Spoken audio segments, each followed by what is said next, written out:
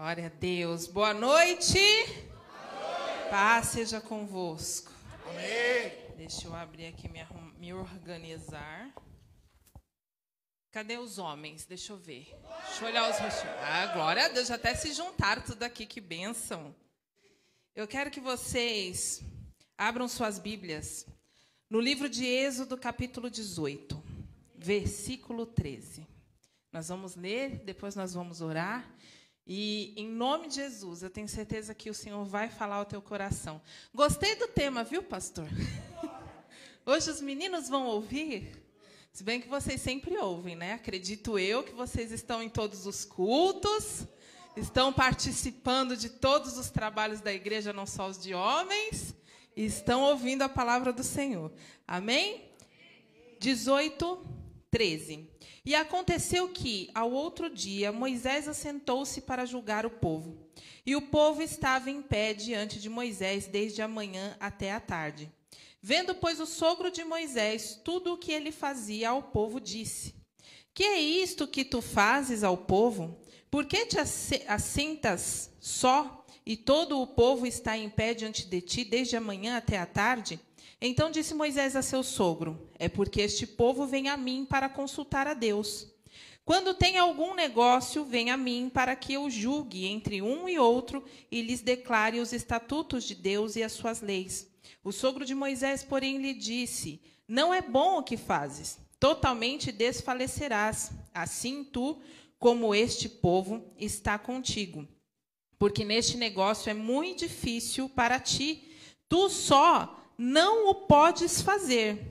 Ouve agora a minha voz, e eu te aconselharei, e Deus será contigo. Se tu pelo povo diante de Deus, e leva tu as coisas de Deus, e declare-lhes os estatutos e as leis, fazendo-lhes saber o caminho em que deve andar e a obra em que deve fazer. E tu, dentre todo o povo, procure homens capazes, tementes a Deus, homens de verdade, que aborreçam a avareza, e põe-nos sobre eles por maiorais de 1000, maiorais de 100, maiorais de 50 e maiorais de 10, para que julguem este povo em todo o tempo, e seja que todo negócio grave tragam a ti, mas todo negócio pequeno eles o julguem. Assim a ti mesmo te aliviarás a carga, e eles levarão contigo. Amém? Vamos orar. Senhor, meu Deus e meu Pai, nós estamos, Senhor, na Tua casa, na Tua presença. Nós já entoamos louvores ao Senhor, já adoramos ao Senhor. E chegou, Senhor, o momento em que os Teus filhos estão sedentos para ser alimentados pela Tua palavra, Pai. Fala, Deus, conosco, que eu seja um instrumento nas Tuas mãos e que toda semente lançada nessa noite venha dar frutos e frutos para a eternidade. É o que nós te pedimos em nome de Jesus. Amém. Amém? Por que eu falei, bispo, que o senhor era bom estar aqui? Aqui conta a história de quando Moisés fala com seu sogro e ele começa a observar que estava ficando difícil para ele cuidar do povo todo. Estava difícil para Moisés, ele passava o dia inteiro em pé, sentado, aconselhando, julgando coisas grandes e julgando coisas pequenas. E aí então seu sogro Jetro chega e fala assim: olha, vamos organizar esse negócio para não te sobrecarregar. Então nós vamos separar os povos e você vai determinar para cada povo um homem que seja de verdade. Naquela época, quando o povo começou a se organizar, esses homens que eram líderes, eles eram líderes da sua própria família. Porque quando começou a organizarem as tribos eram famílias, eram descendentes, eram filhos, netos, sobrinhos, todos da mesma família, um grupo familiar. Então, aquele líder que Moisés ia levantar, ele estava levantando para liderar a sua própria família. Ou seja, Vocês têm um Moisés aqui na igreja de vocês, que é o teu pastor Josué. Mas hoje o Senhor te convida, homem, a se levantar para começar a tomar posse daquilo que Deus determinou para você, já desde o tempo de Moisés, a responsabilidade do sacerdócio e a liderança sobre a tua casa. Deus, Ele tem um negócio diferente com os homens. Nós, mulheres, somos independentes, né? A gente vai, faz, acontece. Glória a Deus por isso, glória a Deus pelas mulheres. Mas não tem como nós negarmos que toda a história da Bíblia, Deus, Ele tem um negócio especial com o homem. O negócio de Deus é com o homem. A liderança é do homem. O sacerdócio é do homem. E o que nós temos visto, infelizmente, nos últimos tempos, diante de tantas coisas que estão sendo impostas, né, pela sociedade, pelo mundo lá fora, os homens estão se tornando omissos, estão deixando de lado o sacerdócio, aquilo que Deus colocou para vocês como honra, está sendo deixado de lado. E nós temos visto famílias padecendo, famílias se destruindo, porque os homens não estão fazendo aquilo que foi determinado por Deus desde o começo. Mas, pastora, e aí? Como é que a gente faz? O que nós vamos fazer? Deixa eu começar falando para vocês aqui o que significa honra e o que significa verdade. Honra, princípio que leva a ter uma conduta proba, virtuosa, corajosa, que lhe permite gozar de um bom conceito junto à sociedade. Então, o homem de honra, ele tem princípios, ele é corajoso, ele é virtuoso, e todos que olham para ele, vê nele um homem de Deus honrado. Verdade, propriedade de estar conforme os fatos da realidade. Corresponde à adequação ou harmonia passível de ser estabelecida por meio de um discurso ou pensamento entre subjetivo, cognitivo e intelecto humano e os fatos e eventos a serem realidade. Qual é a verdade que você tem vivido, homem, nessa geração de agora? Sabe, a gente ouve falar muito mal de homem, né? Nas redes sociais, entre as amigas do trabalho, a gente sempre ouve, homem não presta. Homem é isso, homem é aquilo. Só que como que eu vou dizer? Essas qualidades, esses nomes que foram dados, né, essas qualidades ruins que foi dado ao homem, foi justamente porque, com o passar do tempo, o homem foi permitindo que isso acontecesse, com omissão e deixando de lado aquilo que era dele. Mas vamos lá que eu vou correr. Governar como homem de verdade a sua casa não é sinônimo de autoritarismo, mas sim de autoridade outorgada pelo próprio Deus.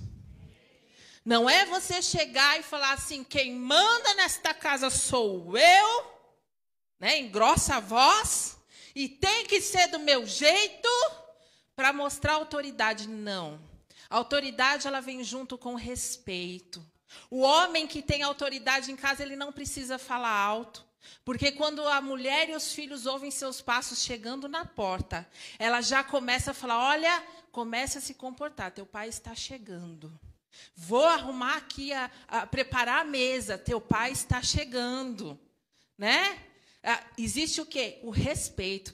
Eu costumo dizer que, irmãos, que eu me lembre, eu tenho 40 anos. Não tenho vergonha de falar, não. Mas eu tenho 40 anos. O meu pai, ele só bateu em mim uma única vez. E eu lembro até hoje. Foi uma cintada só, assim, ó, no lombo. Eu tinha 3 anos de idade. E foi porque eu tinha mostrado a língua e levantado a mão para minha avó. porque minha avó provocou. Mas não justifica, né? E ele, uma única vez. As demais, irmãos, meu pai só olhava para mim.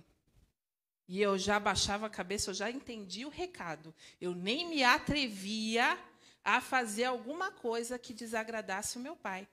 Eu me recordo que, quando na adolescência, oportunidades nós temos muitas, né? Mesmo eu sendo nascida e criada na igreja, aparecem as oportunidades para a gente de fazer aquilo que não se deve fazer. Eu tinha temor de Deus? Tinha. Mas eu tinha muito mais medo de decepcionar o meu pai. Então, por causa dele, muitas vezes eu não fazia coisas erradas. Isso é respeito. E para você conquistar esse respeito, você não precisa falar grosso, você não precisa bater na mulher, você não precisa discutir, você não precisa se irritar. Basta você ser o homem de honra e verdade dentro do teu lar, porque a autoridade do Senhor já está sobre a tua vida. Mas, pastora, a autoridade de Deus está sobre minha vida. A senhora está falando que o negócio é simples assim. Mas lá em casa não é desse jeito que funciona. Lá em casa a mulher é braba. Lá em casa, né, eu não sei a pastora acho que não é braba não, mas geralmente as baixinhas são braba. Ela fala grosso comigo, pastora. O negócio lá não é legal não, não é simples assim não. Queridos, sabe por quê? Eu tenho visto, agora eu vou falar da minha igreja, tá? Porque graças a Deus eu não conheço ninguém aqui. Então eu posso falar à vontade. Hoje em dia, os homens estão transferindo para as mulheres a responsabilidade da tua família. No sustento. Estão transferindo a responsabilidade da criação dos filhos. A mulher vai falar com ele, olha, teu filho fez isso. Ah, vê aí, você que sabe. Nem quer se preocupar com o que o filho fez, deixou de fazer. Filho sai tarde, chega tarde. Pai não está nem aí se o filho está na rua ou não. Ele quer saber de dormir porque ele tem que trabalhar no dia seguinte. Transfere a responsabilidade da educação dos filhos para a mulher. E o principal e o mais terrível, os homens de hoje têm transferido para suas esposas a responsabilidade sobre a vida espiritual da sua família. E isso é terrível. Porque um homem que ele não é temente a Deus, um homem que não tem não vive sob princípios, um homem que não passa o exemplo de homem de Deus e cristão para os teus filhos, não vai deixar nada para a sua próxima geração. E aí eu quero que vocês, quem tiver com a Bíblia aberta, abra aí Isaías capítulo 38, versículo 1. Eu vou falar com vocês sobre 2 homens que, infelizmente, não souberam cuidar da sua próxima geração. Isaías 38, 1. Naqueles dias, Ezequias adoeceu de uma enfermidade mortal. E veio a ele Isaías, filho de Amós, o profeta, e lhe disse, assim diz o Senhor, põe em ordem a tua casa, porque morrerás e não viverás.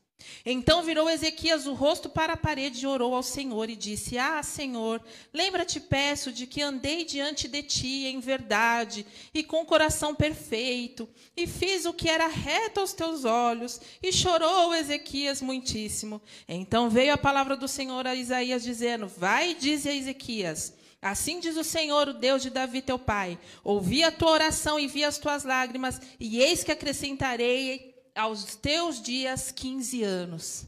Linda história. Um homem de Deus, que tinha um coração em Deus, servia a Deus. Só que Deus fala para ele uma coisa muito importante.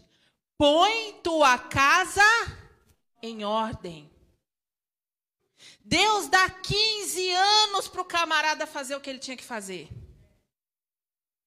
Só que quando ele morre, ele deixa para a posteridade Manassés, o homem mais terrível que já houve na Bíblia. Fez tudo o que não devia, levantou deuses, matou pessoas, levantou guerras, porque Ezequias, embora fosse um homem de Deus, ele não estava preocupado com a sua família e a sua geração. Ele se preocupou somente com o teu reino e aquilo que ele tinha por fazer. Ei, homem, você está trabalhando, você está estudando, você está correndo atrás. Agora eu te pergunto, você faz isso por você, para teu ego ser massageado? Ou vocês têm feito isso pela tua família que Deus confiou nas suas mãos para cuidar? Isso é algo para se pensar. Nós estamos vivendo tempos em que a gente tem visto as próximas gerações se desfazendo. Jovens e adolescentes hoje que estão órfãos de pai e mãe dentro de casa com pai e com mãe vivos. E essa geração é a que vai ser responsável por passar para as próximas gerações a palavra do Senhor. São eles os responsáveis por levar Cristo para as vidas que virão na posteridade.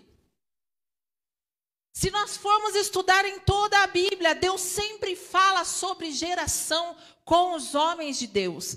Qual era a responsabilidade de Abraão? Fazer uma grande nação. Qual era a responsabilidade de Ezequias? Cuidar da família dele, colocar a casa dele em ordem. Deus se preocupa com a sua posteridade, porque dela depende que a palavra do Senhor continue. Então, para isso, precisa que você, homem... Agora eu posso falar você, né? Não posso mais nós, mulheres. Geralmente eu sempre me incluo nas pregações. Hoje eu estou de fora, é só para vocês. Precisa que você, homem, se posicione. Não somente trabalhar na igreja, não somente fazer uma coisa ou outra quando você é convidado, mas realmente fazer o que o pastor falou no início do culto: oração, jejum, vida com Deus. Não é levar e ensinar os teus filhos no caminho do Senhor, né? Ao caminho do Senhor, mas é estar com eles junto no caminho. É estar com a sua família junto no caminho. Você tem que direcionar os teus filhos, o homem e a mulher de Deus que eles devem ser. É responsabilidade do homem manter a sua família no altar. Nos tempos da Bíblia, quando era oferecido, quando era levado ofertas a Deus, não era a mulher que ia no templo levar oferta. Não eram os filhos, era o homem. Ele ofertava, e ele ofertava pelos seus pecados e o da sua família. Ele carregava sobre os ombros o peso da família. E Deus o honrava por isso. Então, querido, se levante, se posicione em nome de Jesus. Deus quer que você tenha uma família abençoada. Deus quer que você tenha uma família feliz. Deus quer, sim, realizar todos os teus sonhos. Deus quer te colocar em posição de honra. Mas, para isso, precisa de um posicionamento seu. Se posicionar. Ser homem não tem nada a ver com a sua genética, com a sua, eles falam ideologia de gênero, não, né? Identidade de gênero. Não tem nada a ver com a sua identidade de gênero. Ser homem quer dizer hombridade. Olha que palavra bonita. Ser homem é você ter uma posição e uma postura de líder nato que foi dado a você por Deus desde a criação do mundo. Deus criou primeiro quem? Adão ou Eva? Então não preciso falar mais nada, né? Já desde lá do início, desde o princípio, Deus pensou em você, homem, para liderar tudo o que existe nessa terra. É você. Está com você o segredo da felicidade da sua família. Está com você o segredo de conquistar as coisas para a sua família. Mas vamos lá. 1 Timóteo, capítulo 5, versículo 8.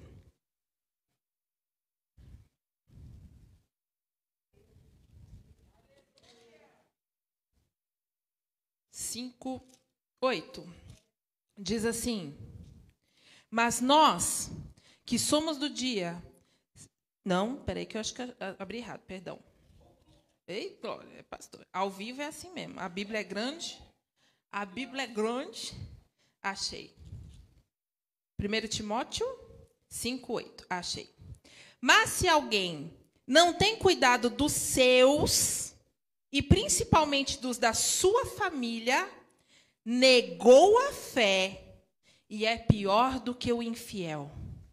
Palavra pesada, né? Só que não é a pastora que está falando, não, gente. Está na Bíblia. Está na Bíblia. De nada adianta você fazer tudo na casa de Deus. Você pode ser um excelente ministro, tocador, diácono, presbítero. Você pode ser o melhor. Chegar pontual, ofertar, dizimar. Se você não tem cuidado da tua família, querido, Deus está vendo. E é pior do que o infiel. Vamos lá, 1 Pedro. Eu gosto de usar a Bíblia, porque daí ninguém fala assim, ó, a pastora que falou. Não, está na Bíblia. É o Papai do Céu que falou. 1 Pedro, capítulo 3. Espera aí.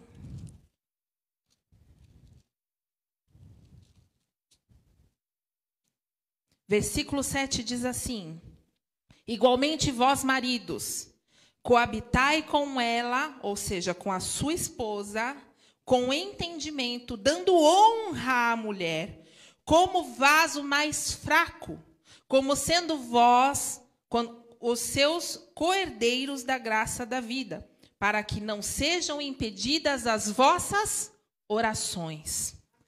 Sabe, querido, talvez você esteja orando, jejuando, fazendo campanha. Senhor, o que acontece? Por que nada acontece na minha vida? Por que eu não alcanço aquela promoção que eu quero? Por que eu não consigo as coisas que eu tenho pedido? Suas orações estão sendo impedidas pelas suas atitudes dentro da tua casa. É duro ouvir isso? É, mas irmãos, entendem, eu estou aqui para dar um chacoalhão em vocês, porque Deus está querendo que se levante não só nessa igreja, mas na igreja do Senhor, homens que sejam homens de Deus, fiéis à palavra, e que venham ser homens que vão preparar a posteridade. É simples assim. Se você cuida da tua família, Deus te honra. Ele vai te dar tudo o que você quer. Ele vai ouvir as suas orações. Ele vai te honrar dentro do teu lar. Teus filhos vão estar à mesa, sentados com você. Tua família vai ser feliz e próspera e abençoada. Mas tudo depende, começa e termina em você. Por que eu falei no começo sobre Moisés? É muito fácil, e isso acontece até na minha igreja várias vezes. Os homens transferirem a responsabilidade para o pastor. Ai, filho, eu vou contar para o pastor o que você está fazendo. Olha, filha, eu vou contar para o pastor. Que contar para o pastor? Moisés, ele cuidava das coisas graves. A responsabilidade de educar e cuidar do povo ali, do grupinho familiar, era dos homens. E quem? Homens de verdade. Homens de verdade. Moisés conduz o povo, mas quem ensina dentro de casa, quem instrui a sua família na palavra, quem dá a eles a fé, produz neles a fé, é você, homem. Amém? 1 Samuel, capítulo 8. Rapidinho, que eu já vou encerrar, que eu quero ter um momento de oração com vocês. 1 Samuel, capítulo 8, versículo 1 diz assim: e sucedeu que, tendo Samuel envelhecido, constituiu a seus filhos por juízes sobre Israel. E era o nome do seu filho primogênito Joel, e o nome do segundo Abias, e foram juízes em Berseba. Porém, os seus filhos não andaram pelos caminhos dele. Antes se inclinaram à avareza e tomaram presentes e perverteram o juízo. Então todos os anciãos de Israel se congregaram e vieram a Samuel a Ramá. E disseram-lhe: eis que já está velho e teus filhos não andam pelos teus caminhos constituídos pois agora um rei sobre nós, para que ele nos julgue como o tem todas as nações. Aqui, Samuel já estava de idade. Tinha colocado seus 2 filhos para serem juízes. E naquela época não existia rei. Ele era o profeta e a nação era governada por Deus através do profeta. Só que quando o povo vê que os filhos deles eram uma tranqueira, só estava fazendo coisa errada, eles abriram mão do governo de Deus sobre a vida deles e falou: olha, institui aí um rei sobre nós, porque os seus filhos nós não queremos. Aí é o que eu estou falando sobre posteridade. Queridos, em nome de Jesus, cuidem dos teus filhos, porque depende de você que o governo do Senhor permaneça sobre essa terra na nossa posteridade. Depende de você que as pessoas do futuro, que os teus netos e bisnetos e tataranetos conheçam a Deus intimamente e vivam o governo do Senhor. Se você é uma pessoa que vem para a igreja só buscando a bênção de Deus, só querendo a bênção de Deus, mas não permite que o Senhor governe a tua vida, que o Senhor governe a tua casa, que o Senhor governe a tua família. Até aqui, Deus vai. Mas daqui para cá, Senhor, eu vou fazer do meu jeito. Porque eu sei das minhas condições, eu sei até onde eu posso me dedicar ou não. Não existe isso. Eu costumo dizer que quando nós aceitamos Jesus, era uma vez o livre-arbítrio. Esse negócio de livre-arbítrio é para quem não tem Jesus. Porque quando você entrega a sua vida para Jesus, não tem mais livre-arbítrio, é a vontade dele sobre a tua vida, soberana.